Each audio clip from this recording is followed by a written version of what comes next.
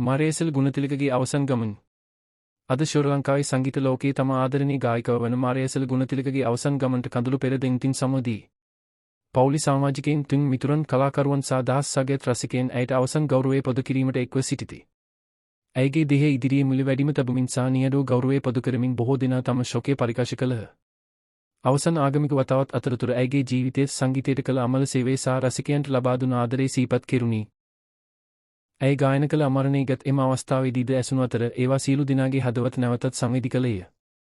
අවසන් ගමන ආරම්භ වන විට මාර්ගදීපස රැඳී සිටි රසිකයන් නිහඬව ඇයට ගෞරවය පොදු කළහ.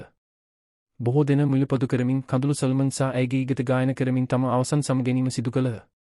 ශ්‍රී ලංකාවේ සංගීත ඉතිහාසයේ නමකින් සලකුණක් තිබූ මෙම ශ්‍රේෂ්ඨ කලාකරණිය අද අපින් සමගත්තද ඇයගේ හඬ සහ සංගීත උරුමයේ සිදු කාලකවම ජීවත් වන ඇති. මාරේසල් ගුණතිලකට නොවන සේව ලැබුව. ඇයගේ මතකයේ සාගත සුදු අමරණීය වූයි.